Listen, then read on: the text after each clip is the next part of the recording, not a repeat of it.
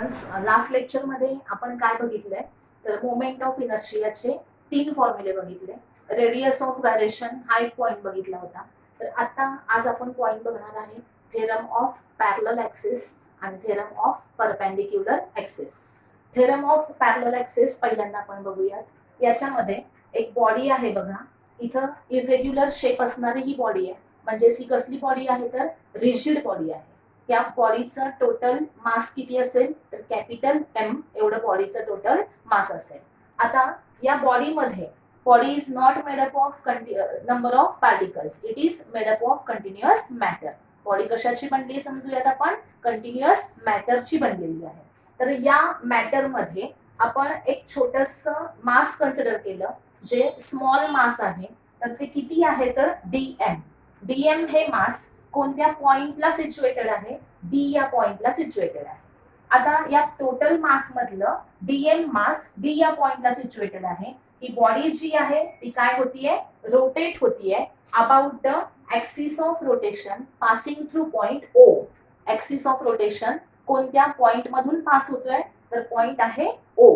ओ हा पॉइंट कुठेही असू शकतो बॉडीमध्ये. सी म्हणजे काय आहे तर center of mass of the body. C म्हणजे काय, centre of mass of the body. O हा कोणताही एक पॉइंट आहे बॉडी मधला.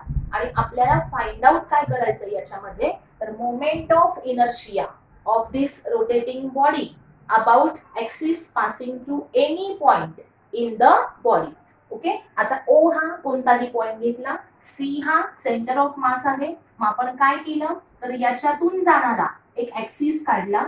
सी म्हणजे सेंटर ऑफ मास, त्याच्यामधून जाणारा हा ऍक्सिस आहे ए बी, आणि ए बी हा ऍक्सिस. मग या बॉडीचा moment of inertia about the axis passing through point C याला आपण काय म्हणूयात आय सी. आय सी म्हणजे काय, मोमेंट ऑफ इनर्शिया कोणाचा, या बॉडीचा about axis passing through point C. आता इथे आपण बेसला जे लिहितोय हे काय आहे तर कोणत्या पॉइंट मधून ऍक्सिस पास झाला त्या पॉइंटचं नेम आहे इथे. ओके. आता त्याचप्रमाणे इथं ओ हा पॉइंट आहे, याच्यातून एक ऍक्सिस पास होतोय आणि त्याच्या भोवती बॉडी काय होतीये, रोटेट होतीये. आता आय ओ म्हणजे काय असेल तर moment of inertia of the body about the axis of rotation passing through point O म्हणजे काय असेल आय ओ. ए बी म्हणजे काय, axis passing through point C, आणि एमपी म्हणजे काय आहे, axis passing through point O. आता इथे बघाल तुम्ही तर हे दोन्ही ऍक्सिस कसे आहेत एकमेकांना, पॅरलल आहेत. आणि त्यांच्यामध्ये असणारं परपेंडिक्युलर डिस्टन्स हे किती आहे तर एच. दोन ऍक्सिस कसे आहेत एकमेकांना, पॅरलल, आणि त्यांच्यामध्ये असणारं परपेंडिक्युलर डिस्टन्स हे किती आहे तर एच एवढं आहे. त्यानंतर आता सांगितल्याप्रमाणे डीएम म्हणजे काय आहे, small mass in the body which is situated at distance D, at point D. Okay. Then N, what is N तर डी पासून तुम्ही काय केलं, एक परपेंडिक्युलर टाकला. कशावर, एक्सटेंडेड ओसी वर. म्हणजे ओसी पुढे इन्क्रीज केला आणि त्याच्यावर एक परपेंडिक्युलर टाकला पॉइंट डी मधून, आणि त्याला काय नाव दिलं, एन असं त्या पॉइंटला नाव दिलंय. ओके. आता याच्यामध्ये इथं ट्रायंगल कोणता तयार झाला, राईट अँगल ट्रायंगल तयार झालेला आहे. आता सपोज आपल्याला आय ओ लिहायचंय. I O. आय ओ म्हणजे काय असेल सांगा मला, आय ओ काय असेल तर इंटिग्रेशन. मग असे सांगितल्याप्रमाणे बॉडी सपोज कंटिन्युअस मॅटरची बनलेली आहे तर मोमेंट ऑफ इनर्शिया काय असेल, integration R square D M. असा फॉर्म्युला आहे ना, I equal to integration R square D M. आता आर म्हणजे काय असतं, परपेंडिक्युलर डिस्टन्स, आणि डीएम म्हणजे काय, मास. आता आय ओ पाहिजे आपल्याला, म्हणजे आय ओ म्हणजे काय, मोमेंट ऑफ इनर्शिया कोणाचा, बॉडीचा about axis passing through point O. तर आय ओ कसा लिहाल, इंटिग्रेशन या ऍक्सिस पासूनच या डीएम चं डिस्टन्स काय आहे बघा, ओ डी. म्हणजे इथे काय येईल, ओडी स्क्वेअर. ओडी स्क्वेअर आणि इंटू काय असणार आहे तर DM. I O equal to काय असेल, ओडी स्क्वेअर इंटू डीएम. त्याचप्रमाणे आपण आय सी लिहू शकतो. आय सी इक्वल टू काय असेल, I C equal to integration. आता आय सी लिहायचं आहे म्हणजे हा जो ऍक्सिस आहे या ऍक्सिस पासूनचं डीएमचं डिस्टन्स घ्यायचं. या ऍक्सिस पासूनचं या डीएमचं डिस्टन्स काय आहे बघा, CD म्हणजे इथे काय येईल CD स्क्वेअर इंटू काय असेल DM. इथे आहे OD स्क्वेअर इंटू DM आणि इकडे आहे integration CD square into DM. मग आपलं काम काय आहे याच्यामध्ये काय फाइंड आउट करायचंय आपल्याला तर IO फाइंड आउट करायचं आहे. मग IO चा फॉर्म्युला काय बघा इंटिग्रेशन OD स्क्वेअर DM आहे.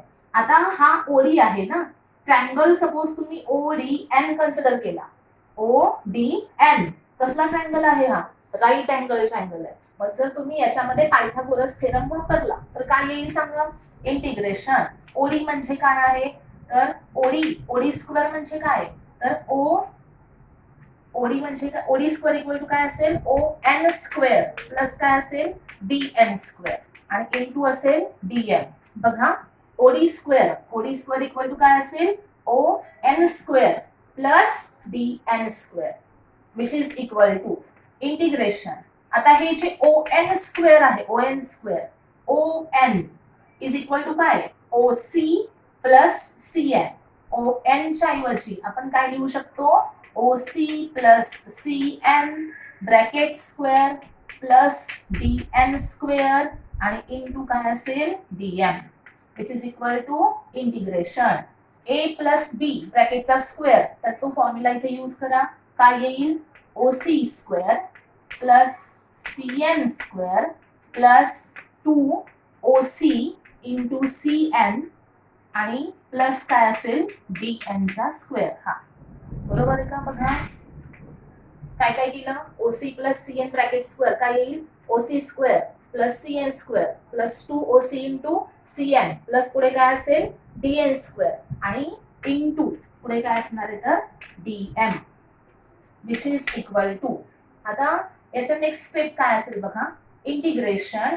आता इथे CN आता हा जर ट्रायंगल घेतला तुम्ही CND हा ट्रायंगल घेतला आणि इथे पायथागोरस थेरम अप्लाय केला तर CD स्क्वेअर इक्वल टू काय असेल CN square plus DN square म्हणजे हे जे CN square plus DN square आहे CN square plus DN square CN square plus DN square याच्या ऐवजी आपण काय लिहू शकतो CD स्क्वेअर. मग आता इथे हा OC स्क्वेअर पहिल्यांदा आहे असा लिहिला CN square plus DN square याच्या ऐवजी आपण काय लिहिलं तर CD स्क्वेअर ओके आणि प्लस 2OC इंटू CN आणि इंटू काय असेल तर DM which is equal to.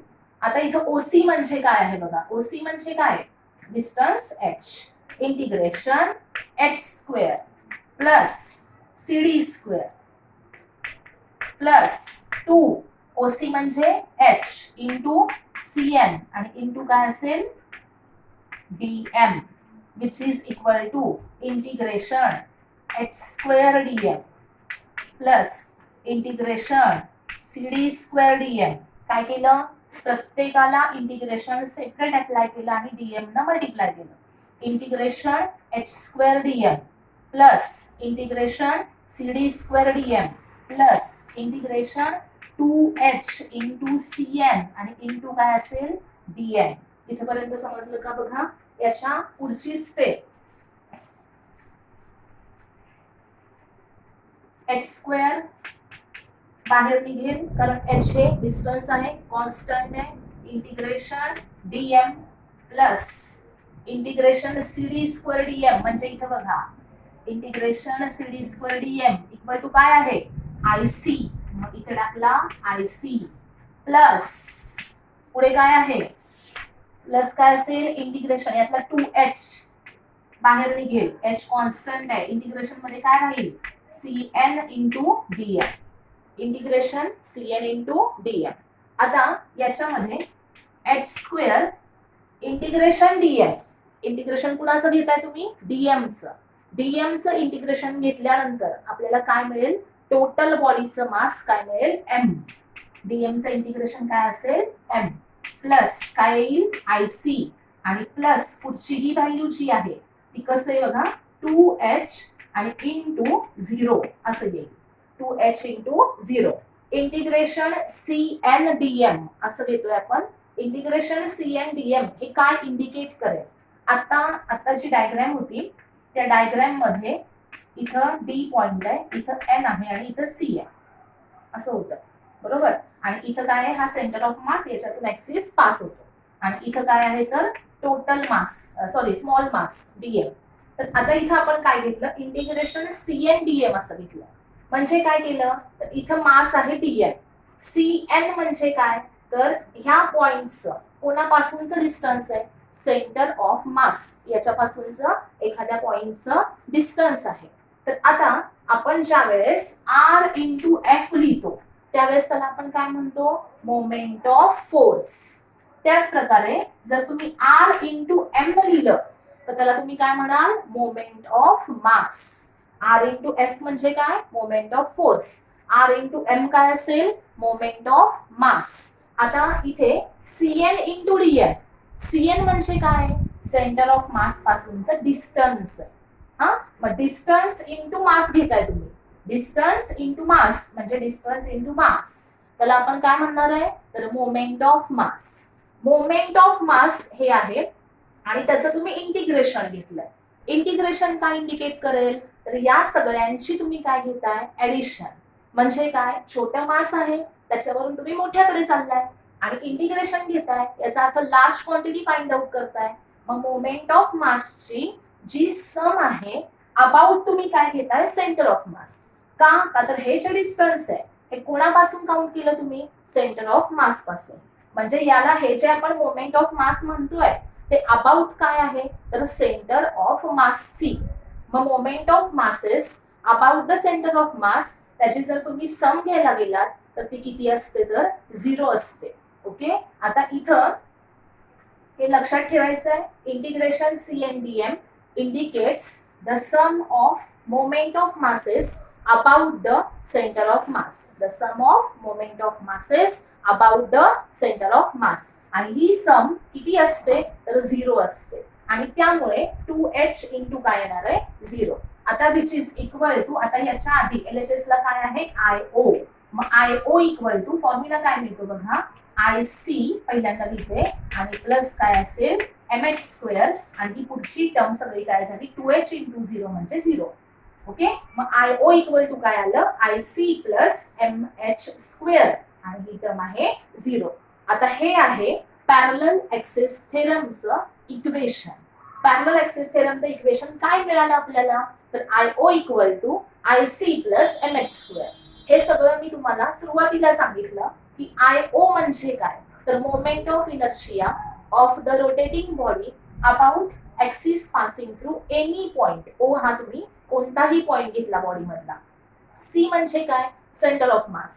I C म्हणजे काय, moment of inertia of the body about axis passing through its centre of mass. M म्हणजे काय, mass of the total body. H म्हणजे काय होतं तर दोन पॅरलल ऍक्सिस मधलं परपेंडिक्युलर डिस्टन्स. इथे नोट डाऊन करायचं व्यवस्थित की आय ओ आणि आय सी हे जे आपण दोन मोमेंट ऑफ इनर्शिया घेतोय अबाउट ऍक्सिस कोणता आहे, पासिंग थ्रू ओ आणि पासिंग थ्रू सी. हे दोन ऍक्सिस एकमेकांना आपण कसे घेतलेले आहेत, पॅरलल घेतले आणि त्या दोन पॅरलल ऍक्सिस मधलं डिस्टन्स परपेंडिक्युलर डिस्टन्स हे किती आहे तर एच आहे. मग आता आपल्याला सपोज थेरम ऑफ पॅरलल ऍक्सिसचं इक्वेशन मिळालंय तर त्याच्यावरून आपल्याला त्याचं स्टेटमेंट सांगायचंय. स्टेटमेंट आधी पाठ करून मग हे लिहायचं नाही. का तर तुम्ही हे जे इक्वेशन आहे याच्यावरून त्याचं स्टेटमेंट डिफाईन करू शकता. कसं तर बघा, स्टेटमेंट काय असेल, moment of inertia of a rigid body about axis passing through any point in the body which is equal to sum of moment of inertia of the parallel axis passing through point C and product of mass of the body and square of perpendicular distance between two parallel axes. या प्रत्येक टर्मचं जर meaning तुम्हाला समजलं असेल तर याचं statement सांगायला आपल्याला अवघड जात नाही.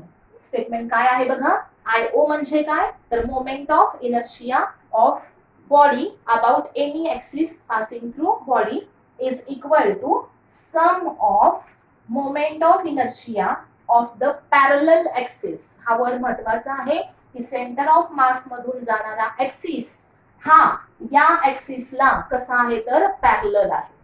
moment of inertia, the sum of moment of inertia of the parallel axis passing through its center of mass, and this is product of mass of the body and square of perpendicular distance between the two parallel axis.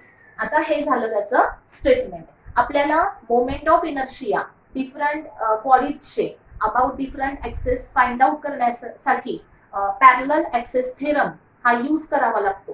त्यासाठी प्रत्येकाने हा point जो आहे तो detail मध्ये व्यवस्थित study करायचा, कारण हा जो पॉइंट तुम्हाला समजला तरच तुम्हाला moment of inertia of the different bodies about different axes कसे फाइंड आउट करायचे हे लक्षात येणार आहे. कॉन्सेप्ट एकच लक्षात ठेवायचा की मोमेंट ऑफ इनर्शिया कोणत्याही ऍक्सिस साठी काढायचा आहे तर सेंटर ऑफ मास मधून जाणारा पॅरलल ऍक्सिस काढायचा आणि प्लस काय करायचं mh स्क्वेअर घ्यायचं. समजलं? आता त्यानंतर नेक्स्ट पॉइंट आपण बघूयात.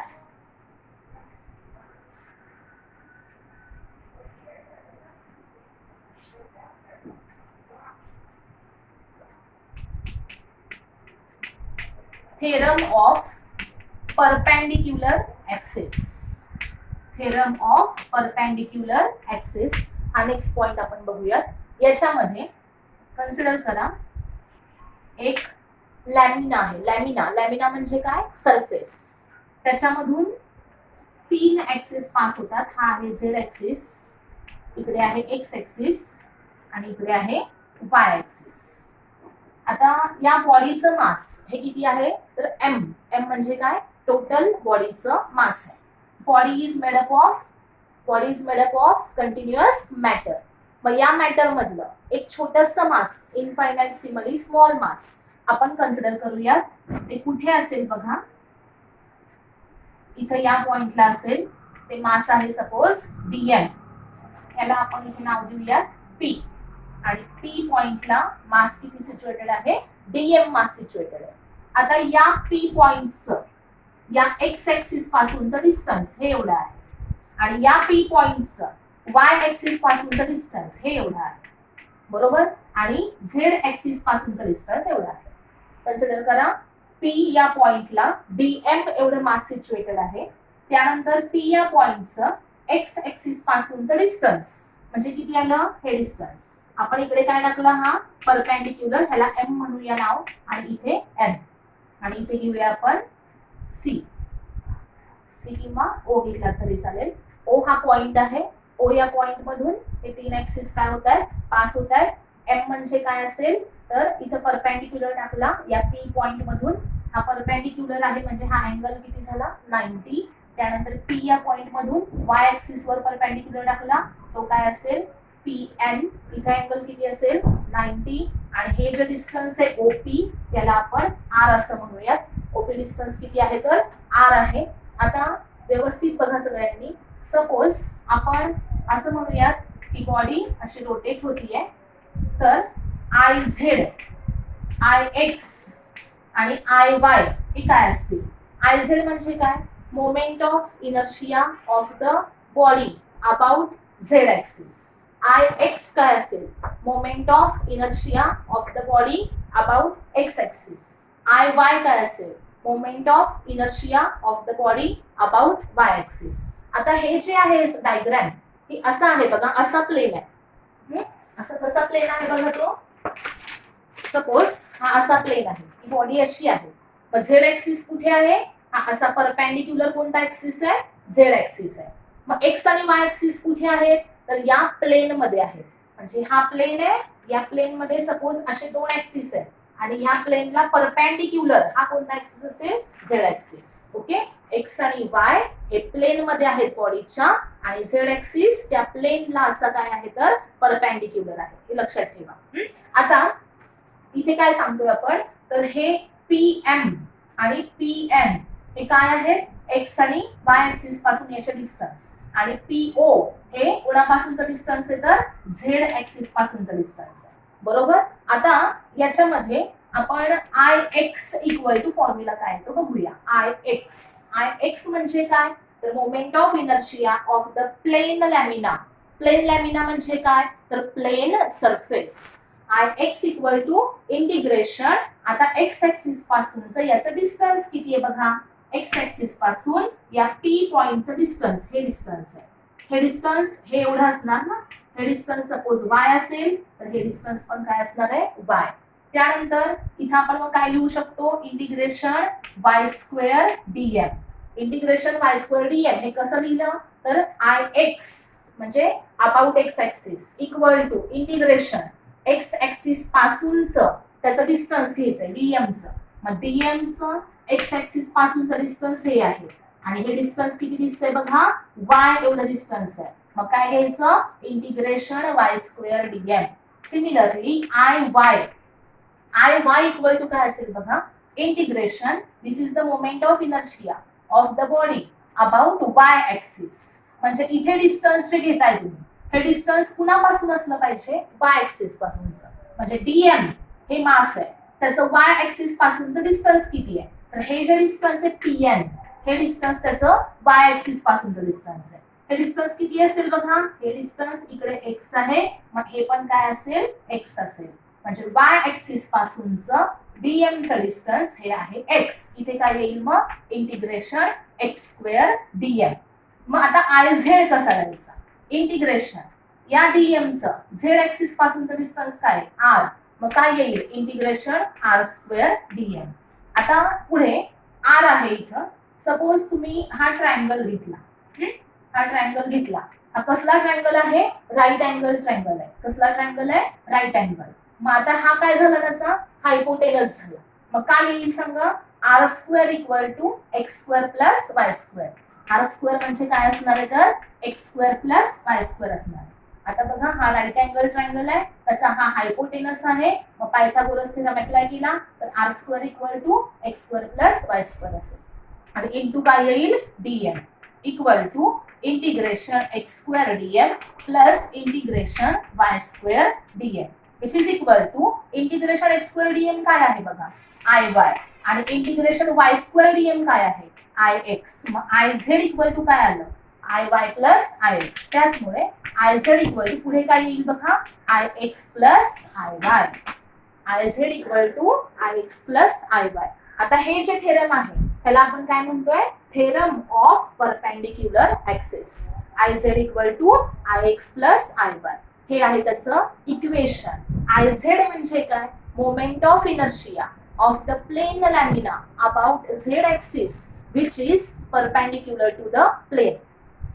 Ix म्हणजे काय, moment of inertia of the plane lamina about axis, कोणता ऍक्सिस आहे एक्स ऍक्सिस. आय वाय म्हणजे काय तर moment of inertia of the plane lamina about Y axis. आता हे एक्स आणि वाय ऍक्सिस जे आहेत ते कसले ऍक्सिस आहेत तर त्या प्लेन मध्ये असणारे ऍक्सिस आहेत. आता मी जसं दाखवलं तुम्हाला की झेड ऍक्सिस हा कुठे असतो प्लेनला परपेंडिक्युलर, एक्स आणि वाय ऍक्सिस कुठे असतात तर त्या प्लेन मध्येच असतात, आणि हे तिन्ही ऍक्सिस हे एकाच पॉइंट मधून पास होतात, आणि म्हणून त्याला काय म्हणले जातं ते कसे आहेत तर कॉन्करंट आहेत. हे तिन्ही ऍक्सिस कसे आहेत कॉन्करंट, कारण ते एका पॉइंट मध्ये काय होतात मीट होतात. ओके, तो पॉइंट कोणता आहे इथं ओ हा पॉइंट आहे, त्या एका पॉइंट मध्ये हे तिन्ही ऍक्सिस एकत्र आलेत म्हणून ते कसे आहेत तर कॉन्करंट आहेत. मग आपण हा थेरम कसा सांगू शकतो तर moment of inertia of plane lamina about axis passing through its center or any point and perpendicular to the plane. Moment of inertia of the plane lamina about any axis which is perpendicular to the plane is equal to sum of moment of inertias about mutually perpendicular axis, sum of moment of inertias about mutually perpendicular axis which are concurrent with the perpendicular axis. नीट बघा हा theorem, त्याचं statement मी आता तुम्हाला सांगितलं, statement काय आहे परत एकदा नीट ऐकायचंय. Moment of inertia of the plane lamina, moment of inertia of the plane lamina about axis perpendicular to its plane that is z axis is equal to sum of moment of inertias of two mutually perpendicular axes. Two mutually perpendicular axis म्हणजे कोणते X आणि Y axis. two mutually perpendicular axes which are in the same plane of the lamina. ते x आणि Y axis कुठे आहेत? Same plain मध्ये. कुणाच्या? लॅमिनाच्या. आणि ते कसे आहेत तर कॉन्करंट. कॉन्करंट आहेत. कुणाशी कॉन्करंट आहेत? तर या परपेंडिक्युलर ऍक्सिस. हे जे आपल्याला समजलं ते सगळं त्या स्टेटमेंट मध्ये आपल्याला लिहिता आलं पाहिजे. Moment of inertia of plane lamina about perpendicular axis is equal to sum of moment of inertias about two mutually perpendicular axes which are in the same plane of the lamina and concurrent with the perpendicular axis. आता हा जो theorem आहे हा आहे theorem of perpendicular axis. याच्या आधीचा आपण point बघितला थेरम ऑफ पॅरलल ऍक्सिस. आता सांगा थेरम ऑफ पॅरलल ऍक्सिस काय आहे? आय नॉट किंवा आय ओ इक्वल टू काय असेल? I C plus M H square. I O equal to I C plus M H square. हा theorem कोणता होता? Theorem of parallel axis. त्यानंतर पुढे काय बघितलं आपण? Theorem of perpendicular axis. तो काय आहे थेरम सांगा? I Z equal to I X plus I Y. I Z equal to I X plus I Y. हे दोन्ही थेरम आपल्याला moment of inertia of different bodies find out करण्यासाठी use करायचे आहेत. ओके. आता त्यानंतर आपल्याला बघायचं आहे की एखादी वेगवेगळ्या बॉडीजचे moment of inertia find out कसे करायचे.